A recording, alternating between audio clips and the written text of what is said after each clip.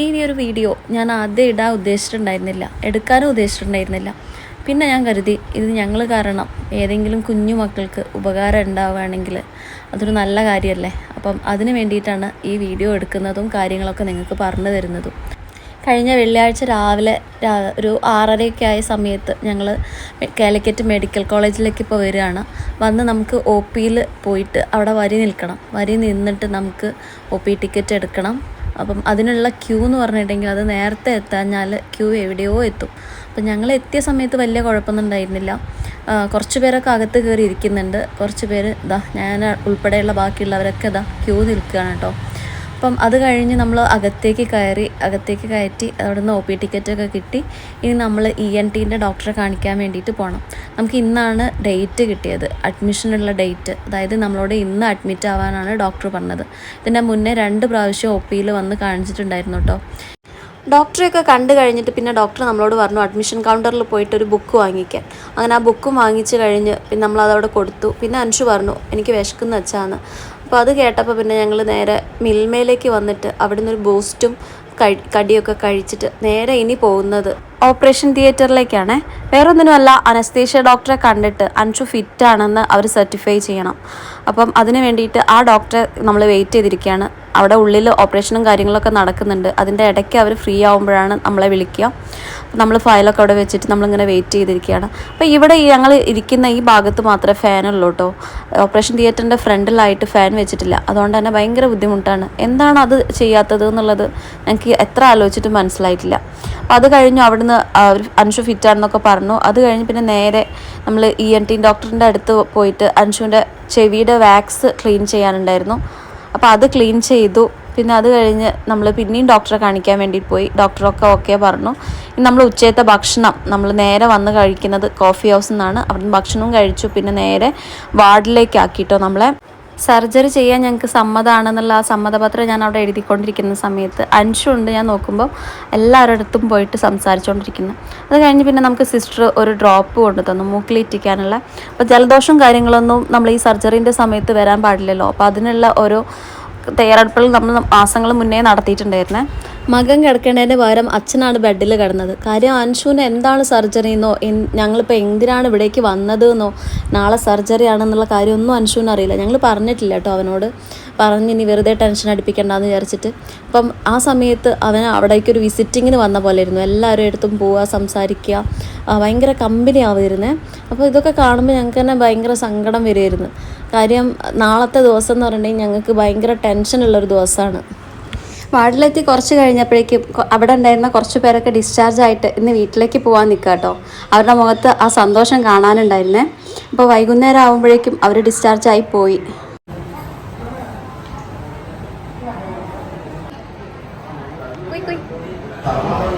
എന്താ പോവാത്ത?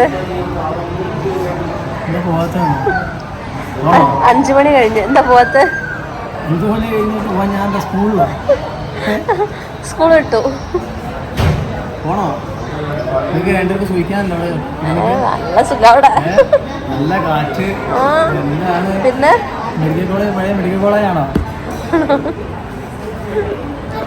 ഹോസ്പിറ്റലിൽ അൻഷു എങ്ങനെ സമയം ചെലവഴിക്കുന്നു അറിയാത്തത് കൊണ്ട് തന്നെ ഞാൻ കളറിംഗ് ബുക്കൊക്കെ കൊണ്ടുവന്നിട്ടുണ്ടായിരുന്നേ.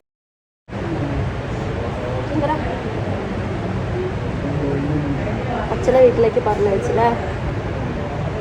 കൈ കണ്ടോ ഗൈസ്? നിങ്ങൾ കണ്ടോ എൻ്റെ അൻഷുക്കുട്ടിൻ്റെ കൈ കുത്തി മുറിയാക്കിയത്? ഫ്രണ്ട്സ്, ഇവൻ ചിരിക്കുന്നത് ഞങ്ങൾക്ക് കാണിച്ചു തരണോ? കൈ തട്ടും. എൻ്റെ ഈ കയ്യിൽ ഫോണായതുകൊണ്ടാണ്, അല്ലെങ്കിൽ ഞാൻ ഇവൻ്റെ ചിരി കേൾപ്പിച്ചു തരുന്നു. അയ്യോ, കൈ ഉയർത്തി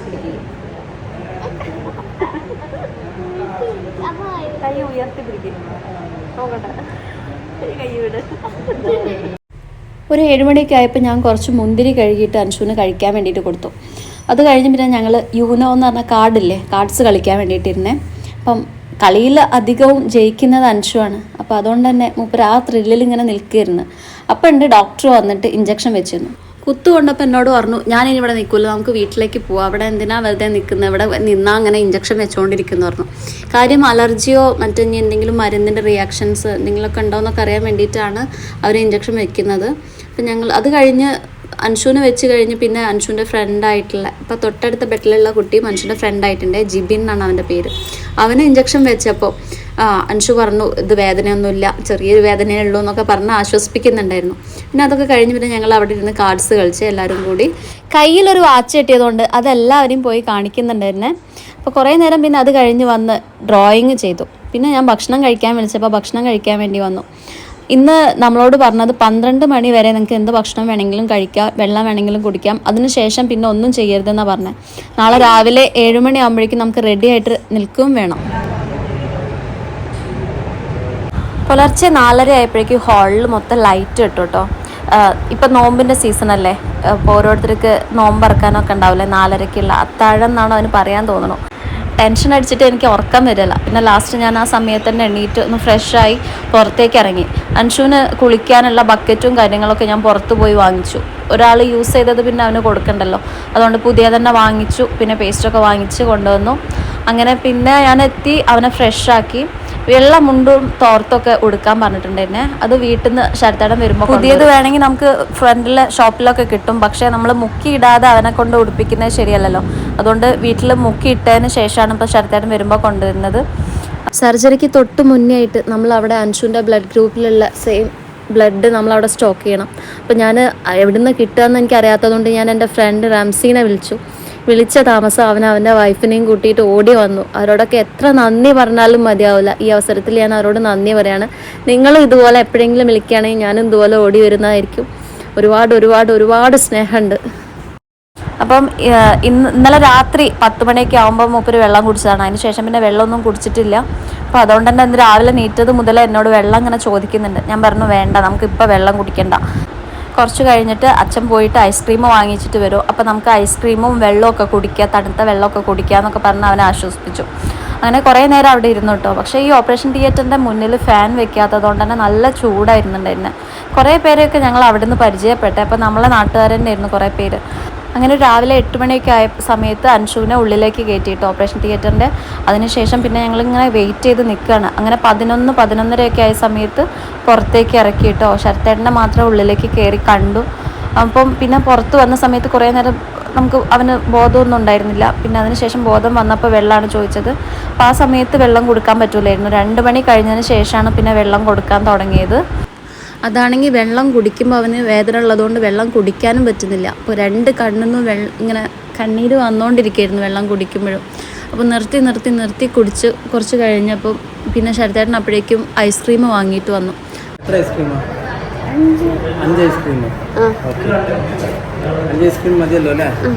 ഞാനും അഞ്ചു കൂടി കോമ്പറ്റീഷനാ ഐസ്ക്രീം കഴിക്കാൻ. ഞാനും 5 കഴിക്കും. ഞാനും 5 കഴിക്കും. ഇല്ല മോനെ, അമ്മയും 5 അൻഷു 5. ആരാ ഫസ്റ്റ് ആവാ നോക്കട്ടെ. വാ ചെയ്തരാ.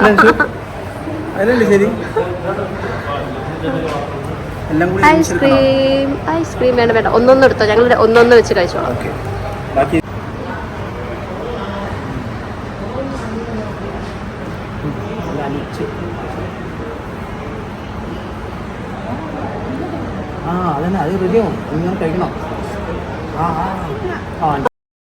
അൻഷുവിൻ്റെ ഒരു ഷോട്ട് കിട്ടിയിട്ടുണ്ടായിരുന്നു ഇതുപോലെ ഹോസ്പിറ്റലിലെ കാര്യങ്ങളൊക്കെ പറഞ്ഞുകൊണ്ട്. അപ്പോൾ അന്ന് എല്ലാവരും ചോദിച്ചിട്ടുണ്ടായിരുന്നു അൻഷുവിന് എന്ത് പറ്റിയതാണെന്ന്. മോന് ചെവി വേദന വന്നിട്ടുണ്ടായിരുന്നു. അപ്പോൾ ആ സമയത്ത് ഞങ്ങൾ ഡോക്ടറെ കാണിച്ചു. അപ്പോൾ അതിന് മുന്നേ ഉറക്കത്തിലൊക്കെ ഇങ്ങനെ കൂർക്കം വലിക്കും. പക്ഷേ ചെറിയ കുട്ടിയല്ലേ, അപ്പോൾ ഞങ്ങളത് കാര്യമാക്കിയില്ല, കൂർക്കം വലിക്കുന്നതും വായ തുറന്ന് ഉറങ്ങുന്നതൊന്നും. അപ്പോൾ പിന്നെയാണ് അത് ഡോക്ടറെ കാണിച്ച സമയത്ത് ഡോക്ടർ ഇങ്ങനെയൊക്കെ ഇങ്ങോട്ട് ചോദിക്കുന്നത്. അപ്പം നോക്കിയ സമയത്ത് നമ്മൾ എൻഡോസ്കോപ്പി ചെയ്ത് നോക്കിയപ്പോഴാണ് അഡിനോയിഡ് എന്നുള്ളൊരു അസുഖം കണ്ടത്. മൂക്കിൽ ദശ എന്നൊക്കെ പറയും. അപ്പം അതിന് വേണ്ടിയിട്ട് സർജറി ചെയ്യാമെന്ന് വിചാരിച്ചു. അത് അൻഷുൻ്റെതാണെങ്കിൽ കുറച്ച് കൂടിയിട്ടുണ്ടായിരുന്നു. അപ്പം എന്തായാലും സർജറി വേണമെന്ന് പറഞ്ഞപ്പം അങ്ങനെ സർജറി ചെയ്യാൻ വേണ്ടി റെഡിയായി. അപ്പോൾ അതിൻ്റെ കൂടെ തന്നെയായിരുന്നു അൻഷുവിന് ചെവിയിൽ ഫ്ലൂയിഡിൻ്റെയും പറഞ്ഞത്. അപ്പം അതും ചെയ്തു. പിന്നെ അതിൻ്റെ ടോൺസിലൈറ്റിസും ഉണ്ടായിരുന്നു തൊണ്ടയിൽ. അപ്പോൾ ഇത് 3 കൂടിയാണ് ഒരുമിച്ച് ഇപ്പോൾ ചെയ്തത്. സർജറിക്ക് വേണ്ടിയിട്ട് ഏതായാലും അനസ്തേഷ്യ കൊടുക്കുന്നുണ്ട്. അപ്പം 3 ഒരുമിച്ച് ചെയ്യുകയാണെങ്കിൽ കുഴപ്പമില്ല എന്നാണ് ഡോക്ടർ പറഞ്ഞത്. അപ്പം ആകെ ക്ഷീണം പിടിച്ചുപോയി അതിന് ചെയ്തതിന് ശേഷം. രാവിലെ എണീറ്റ് ഇനി ഭക്ഷണം കഴിക്കാൻ വേണ്ടിയിട്ട് പോവാം. ഭക്ഷണം ശരത്തേടം കൊണ്ടുവരും. അപ്പോൾ അതിൻ്റെ മുന്നേ ആയിട്ട് നമുക്ക് ലൈറ്റായിട്ട് എന്തെങ്കിലും കഴിക്കാം അല്ലേ. പക്ഷേ ഓക്കെ ഞാൻ പോയി വാങ്ങിയിട്ട് വരാം. അപ്പം ഞങ്ങൾ ആദ്യത്തെ ഡോക്ടറെ കാണിച്ച സമയത്ത് അൻഷുവിന് സർജറി വേണമെന്ന് പറഞ്ഞപ്പോൾ സെക്കൻഡ് ഒപ്പീനിയനും തേർഡ് ഒപ്പീനിയനും വേറെ ഡോക്ടർമാരെ അടുത്തുനിന്ന് എടുത്തിട്ടുണ്ടായിരുന്നു കേട്ടോ. അപ്പോൾ അവരൊക്കെ പറഞ്ഞത് അൻഷുവിൻ്റെ സ്റ്റേജ് മാറിയതുകൊണ്ട് തന്നെ സ്പ്രേ യൂസ് ചെയ്തിട്ടുണ്ടെങ്കിൽ ഇത് കുറയാൻ ചാൻസ് ഇല്ല എന്നാണ്. അപ്പം ശരി, എന്തായാലും ചെറിയ കുട്ടിയല്ലേ, ഇനിയിപ്പോൾ സർജറി എങ്കിൽ സർജറി, അതിന് ഭാവിയിലേക്ക് വേറെ കുഴപ്പങ്ങളൊന്നും ഉണ്ടാവരുതെന്ന് വിചാരിച്ചിട്ട് അത് ചെയ്യാൻ തുടങ്ങിയിരുന്നു. അപ്പം നമ്മളവിടെ നിൽക്കുന്ന സമയത്ത് അടുത്ത ബെഡിലുള്ളവരൊക്കെ വന്നിട്ട് ഇങ്ങനെ അൻഷുവിൻ്റെ കാര്യങ്ങൾ ഓരോന്നും ചോദിക്കുന്നുണ്ടായിരുന്നു. അപ്പോൾ അവരൊക്കെ പറഞ്ഞു വന്നപ്പോൾ എൻ്റെ നാട്ടുകാരിയാണ് കേട്ടോ ഇവർ. എല്ലാ ദിവസവും വൈകുന്നേരം വീട്ടിൽ പോയിട്ട് രാവിലെ ഞങ്ങൾക്കുള്ള ഫുഡുമായിട്ട് ശരത്തേട്ടൻ എത്തുവേ. അപ്പം ഇഡ്ഡലി, ദോശ, നൂൽപുട്ട് ഇങ്ങനെയുള്ള ഫുഡൊക്കെയാണ് അൻഷുവിന് കൊടുക്കാൻ പറഞ്ഞിട്ടുള്ളത്. അപ്പം ഭക്ഷണം എന്ത് കൊടുക്കുകയാണെങ്കിലും അത് ചവച്ചരച്ച് അവനെ കൊണ്ട് കഴിപ്പിക്കാനും പറഞ്ഞിട്ടുണ്ടായിരുന്നു. തൊണ്ടയിൽ ചെയ്തതുകൊണ്ട് തന്നെ അത് ഇറക്കുമ്പോൾ അവളിങ്ങനെ കരയുന്നത് കാണുമ്പോൾ നമുക്ക് സങ്കടം വരും കേട്ടോ. അവനെ ഭക്ഷണം കഴിപ്പിക്കലായിരുന്നു എന്നെ സംബന്ധിച്ചിട്ട് ഏറ്റവും വലിയ ടാസ്ക് ഉണ്ടായിരുന്നത്. പിന്നെ സംസാരിപ്പിക്കാനും ഇത് കഴിഞ്ഞതുകൊണ്ട് തന്നെ ഞങ്ങളിങ്ങനെ ഓരോ കാര്യങ്ങളൊക്കെ ചോദിച്ചു. അടുത്ത ബെഡിലുണ്ടായിരുന്ന ബിൻസിയാണ്, അപ്പോൾ അവരും എന്നെ ഹെൽപ്പ് ചെയ്തിട്ടുണ്ടായിരുന്നു അവനെ കൊണ്ട് ഇങ്ങനെ സംസാരിപ്പിക്കാൻ വേണ്ടിയിട്ട്. പക്ഷെ സംസാരിപ്പിക്കണം എന്ന് പറഞ്ഞിട്ട് ഇവന് ഉമിനീര് ഇറക്കാൻ പോലും പറ്റൂലായിരുന്നു. അതുകൊണ്ട് തന്നെ സംസാരം ഭയങ്കര കുറവായിരുന്നു.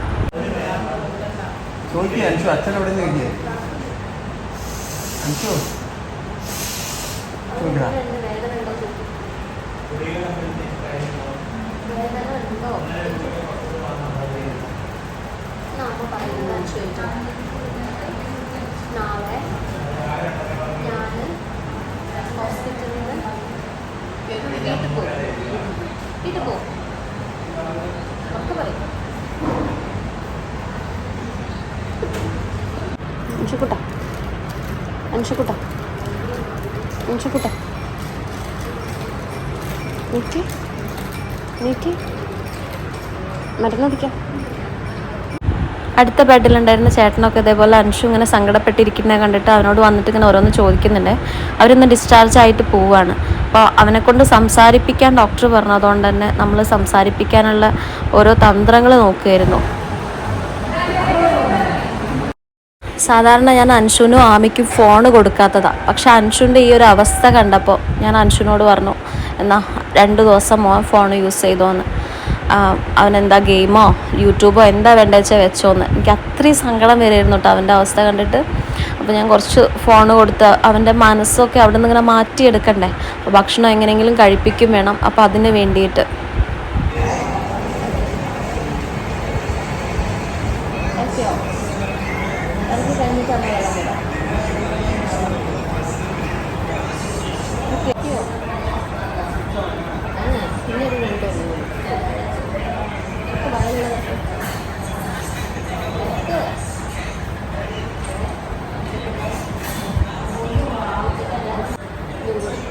ഇല്ല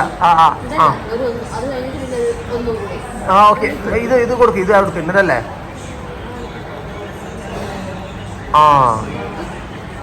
ചവച്ച് നല്ലോണം ചവച്ചിട്ട്.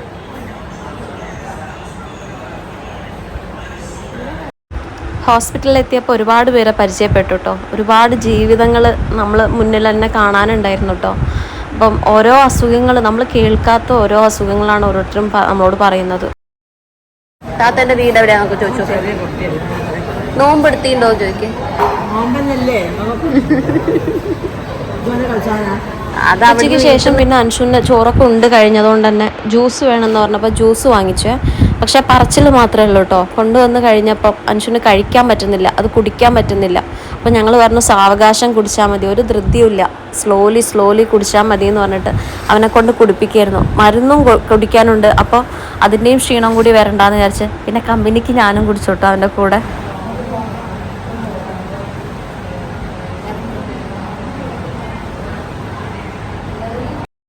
അൻഷുവിനെ ഇടയ്ക്ക് ഇതുപോലെ വേദന പറയുമ്പോൾ ഞങ്ങൾ ഗെയിംസൊക്കെ എന്തെങ്കിലും കളിക്കാമെന്ന് പറഞ്ഞിട്ട് അവനെ വിളിക്കും. എന്നിട്ട് ഇതുപോലെ ഇരുന്ന് എല്ലാവരും കൂടി ഒരുമിച്ചിരുന്ന് കളിക്കുമ്പം മൂപ്പര് ഭയങ്കര ഹാപ്പി ആവും കേട്ടോ. കുറച്ച് കഴിഞ്ഞാൽ പിന്നെ ഇതുപോലെ വേദന പറയും. അപ്പോൾ വേറെ എന്തെങ്കിലും ഗെയിംസ് ഇതുപോലെ ഇരുന്ന് കളിക്കും.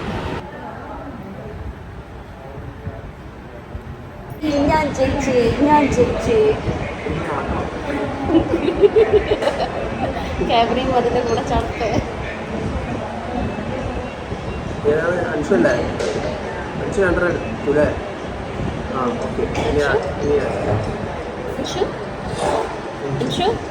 കളർ പറ, കളർ തീരുമാനിക്കും. അൻഷുവിൻ്റെ ആണ്. അങ്ങനെയാണെങ്കിൽ ഇനി അൻഷു തന്നെ കളിക്കാം. പേര് പറഞ്ഞു കൊടുക്ക്. 7 വയസ്സ്. പേര് പറഞ്ഞു കൊടുക്ക്.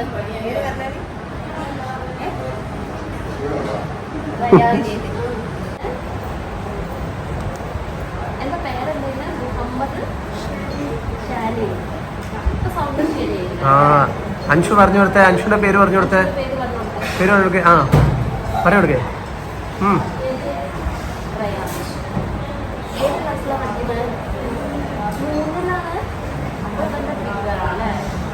ഡ്രോയിങ് അതിന് ഭയങ്കര ഇഷ്ടമായതുകൊണ്ട് തന്നെ ഞാൻ ഫോണിൽ ഏതെങ്കിലും ഡ്രോയിങ്ങിന് പിക്ചേഴ്സ് എന്തെങ്കിലുമൊക്കെ വെച്ച് കൊടുക്കും.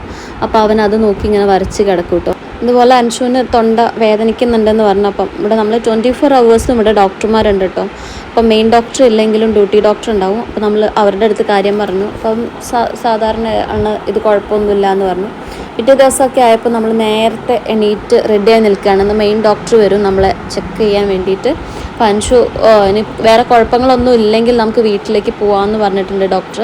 അപ്പോൾ നോക്കാൻ വേണ്ടിയിട്ട് ഇനിയിപ്പോൾ ഡോക്ടർ എന്താ പറയുന്നതെന്ന് അറിയില്ല. അപ്പോൾ അതുകൊണ്ട് തന്നെ അൻഷു അതിൻ്റെ ഒരു ആകാംക്ഷയിലാണ് നിൽക്കുന്നത്. വീട്ടിലേക്ക് പോകണം എന്നുള്ള ഒരു മനസ്സോട് കൂടിയിട്ടാണ് മൂപ്പരിന്ന് രാവിലെ എണീറ്റ് തന്നെ. വീട്ടിൽ പോകണം. നമ്മളെങ്ങനെ പോകും വീട്ടിലേക്ക്? അൻഷു ഭക്ഷണം കഴിക്കുന്നില്ല, സംസാരിക്കുന്നില്ല. അപ്പോൾ ഡോക്ടർ എങ്ങനെ വിടും? വീട്ടിൽ പോയാലും തന്നെയാവില്ല അവസ്ഥ. സംസാരിക്കോ? അൻഷുവിന് ഇടയ്ക്ക് ജലദോഷമായിരുന്നേ, ജലദോഷം ചുമയും.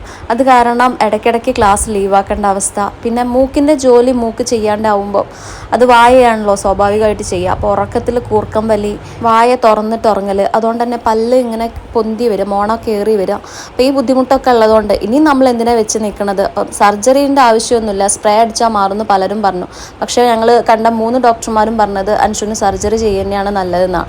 അപ്പം പിന്നെ ഇനി നമ്മളെ കാര്യം കൊണ്ട് അവന് വൈകിക്കൂടല്ലോ എന്ന് വിചാരിച്ചിട്ടാണ് ഇപ്പോൾ സർജറി ചെയ്യുന്നത്. പിന്നെ ഡോക്ടേഴ്സ് വന്നു, അങ്ങനെ അൻഷുവിനെ നോക്കി. അപ്പോൾ അവർ പറഞ്ഞു കുഴപ്പമൊന്നുമില്ല, വീട്ടിലേക്ക് പോകാൻ പറഞ്ഞു.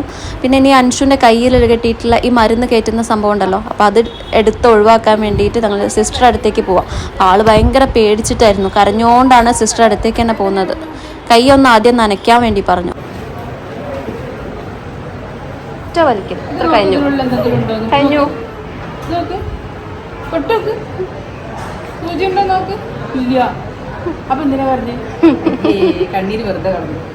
നിങ്ങൾക്ക് വീട്ടിൽ ചെറിയ മക്കളുണ്ടാവില്ലേ? അപ്പോൾ അവരൊക്കെ ഒന്ന് ശ്രദ്ധിച്ചു നോക്കുക. ഉറക്കത്തിൽ കൂർക്കം വലിക്കുന്നുണ്ടോ? വായ തുറന്നിട്ടാണോ ഉറങ്ങുന്നത്? ഇടയ്ക്കിടയ്ക്ക് ജലദോഷം, ചുമ അതൊക്കെ ഉണ്ടാവുന്നുണ്ടോ? അപ്പം അങ്ങനെയൊക്കെ ആണെങ്കിൽ ഒന്ന് ജസ്റ്റ് ഒന്ന് ഡോക്ടറെ കാണിച്ചിട്ട് എന്താണെന്നുള്ളതൊന്ന് മനസ്സിലാക്കുക. അപ്പം ഞങ്ങൾ കുറച്ച് വൈകിപ്പോയി. അപ്പോൾ അതാണ് സംഭവിച്ചത്. ചിലപ്പോൾ അവർക്ക് സ്പ്രേ അടിച്ചാൽ തന്നെ മാറുന്ന കാര്യമായിരിക്കും. മെഡിക്കൽ കോളേജ് പണ്ടത്തെ മെഡിക്കൽ കോളേജൊന്നും അല്ല കേട്ടോ. നല്ല വൃത്തിയിൽ, പിന്നെ അതേപോലെ വാർഡിലാണെങ്കിൽ നല്ല സൗകര്യത്തിൽ, പിന്നെ നമുക്കാണെങ്കിലും ബെഡ് ഉണ്ടായിരുന്നു. അപ്പോൾ ബെഡിൻ്റെ അടുത്ത് തന്നെ ഫ്രീ ബെഡ് ഉണ്ടായിരുന്നു. അപ്പോൾ അതുകൊണ്ട് തന്നെ നമുക്ക് വേറൊരാൾക്ക് നിൽക്കുമ്പോഴും ബുദ്ധിമുട്ടുണ്ടായിരുന്നില്ല. പിന്നെ അതുപോലെ ഇവിടെ ഉണ്ടായിരുന്ന പേഷ്യൻസിനെയൊക്കെ അതിൻ്റെ കാര്യമായിട്ടോ എടുത്ത് പറയേണ്ടത്. നമ്മളിപ്പോൾ ഒരു വീട് പോലെ തന്നെയായിരുന്നു. ഇടയ്ക്കിടയ്ക്ക് വന്ന് സംസാരിച്ചിട്ടും നമുക്ക് അങ്ങനെ ബോറടി ഒന്നും തോന്നിയിട്ടില്ല. പിന്നെ പുറമെ ഡോക്ടേഴ്സിൻ്റെ കാര്യങ്ങളാണെങ്കിലും അവരിടയ്ക്കിടയ്ക്ക് വന്നിട്ട് നോക്കാനുണ്ടായിരുന്നു. പിന്നെ എന്തെങ്കിലും ആവശ്യങ്ങളുണ്ടെങ്കിലും നമുക്ക് അവരോട് പറയാം. ഭയങ്കര ഫ്രണ്ട്ലി ആയിട്ടിരുന്നു അവർ നമ്മളോട് സംസാരിച്ചതും കാര്യങ്ങളൊക്കെ പറഞ്ഞതും. അതുകൊണ്ട് തന്നെ എനിക്ക് പ്രൈവറ്റിൽ പോകുന്നതിനേക്കാളും എനിക്കിഷ്ടമായി. ബഡ്ജറ്റ് ഫ്രണ്ട്ലിയുമാണ്. ഇനി നമുക്ക് എന്ത് ആവശ്യങ്ങളുണ്ടെങ്കിൽ എപ്പോഴും എന്ത് ആവശ്യങ്ങളും ഉണ്ടെങ്കിൽ നമ്മൾ നേഴ്സുമാരുടെ അടുത്ത് പറയുകയാണെങ്കിലും അവരും നല്ല ഫ്രണ്ട്ലി ആയിട്ട് തന്നെയായിരുന്നു ഞങ്ങളോട് ബിഹേവ് ചെയ്തിട്ടുള്ളത്. ഇനിയിപ്പം അൻഷുവിന് അടുത്ത ചെക്കപ്പ് 18-നാണ് വരാൻ പറഞ്ഞത്. 18 ചൊവ്വാഴ്ച OP ഉള്ള ദിവസം. അപ്പം അന്നാണ് വരാൻ പറഞ്ഞത്. അപ്പം നമുക്ക് മെഡിക്കൽ സർട്ടിഫിക്കറ്റ് ഇപ്പം തന്നിട്ടില്ല. ഇനി അൻഷുവിൻ്റെ സ്കൂളിൽ കൊണ്ടുപോയി കൊടുക്കണം. അത് വാങ്ങിയിട്ട് പിന്നെ സ്കൂളിലെ ടീച്ചേഴ്സിനെ കണ്ട് സംസാരിക്കണം. ഇപ്പം എക്സാം നടന്നുകൊണ്ടിരിക്കുകയാണല്ലോ. അപ്പം ഇങ്ങനെയൊക്കെയാണ് കാര്യങ്ങൾ. അപ്പം ഇനി വീട്ടിൽ പോയിട്ട് 2 ആഴ്ച റെസ്റ്റ് എടുക്കാൻ പറഞ്ഞിട്ടുണ്ട്. 2 ആഴ്ച റെസ്റ്റ് കമ്പൽസറി ആണ്. കാര്യം ഇൻഫെക്ഷനോ ഒന്നും വരരുത്. ഇനിയിപ്പോൾ എന്തെങ്കിലും ഇൻഫെക്ഷനോ കാര്യങ്ങളൊക്കെ വന്നു കഴിഞ്ഞിട്ടുണ്ടെങ്കിൽ ഇതിലും വലിയ മേജർ സർജറി ചെയ്യേണ്ടി വരുമെന്ന് നമ്മളോട് പറഞ്ഞിട്ടുണ്ട്. പിന്നെ ഭക്ഷണം ചവച്ചരച്ച് കഴിക്കാനും അതുപോലെ അൻഷുവിനോട് സംസാരിക്കാനും ഡോക്ടർ പറഞ്ഞിട്ടുണ്ട്. അപ്പോൾ ഞങ്ങളിതാ എല്ലാവരോടും യാത്ര പറഞ്ഞു പോവാണ്. കഴിഞ്ഞ ദിവസം ഞാനൊരു ഷോർട്ട് ഇട്ടിട്ടുണ്ടായിരുന്നു അൻഷുവിനെ ഇതേപോലെ ഹോസ്പിറ്റലിൽ അഡ്മിറ്റ് ആക്കിയതും സർജറി കഴിഞ്ഞതൊക്കെ പറഞ്ഞിട്ട്. അത് ഞാൻ വേറെ ആർക്കെങ്കിലും ഉപകാരപ്പെടട്ടെ, ഏതെങ്കിലും കുഞ്ഞു മക്കൾക്ക് ഉപകാരപ്പെടട്ടെ എന്ന് വിചാരിച്ചിട്ടായിരുന്നു ആ ഷോർട്ട് ചെയ്തത്. അപ്പോൾ അതിൻ്റെ താഴെ ഒരുപാട് പേര് കമൻറ്റ് അയച്ചിട്ട് പറഞ്ഞിട്ടുണ്ടായിരുന്നു അൻഷുവിനൊന്നും വരില്ല, ഞങ്ങൾ പ്രാർത്ഥിക്കാം, അവന് നല്ലത് മാത്രമേ വരുള്ളൂ എന്നൊക്കെ പറഞ്ഞിട്ട് ഒരുപാട് പേര് സപ്പോർട്ട് ചെയ്തു. അപ്പോൾ അവരോടൊക്കെ ഒത്തിരി നന്ദി, എത്ര നന്ദി പറഞ്ഞാലും മതിയാവില്ല. അപ്പം നമുക്ക് ഇന്നത്തെ വ്ളോഗ് അപ്പോൾ അത്രയേ ഉള്ളൂ. നിങ്ങളെ വീട്ടിലൊക്കെ കുഞ്ഞു മക്കളുണ്ടെങ്കിൽ നിങ്ങളൊന്ന് ശ്രദ്ധിക്കുക, വെറുതെ വൈകരുത്.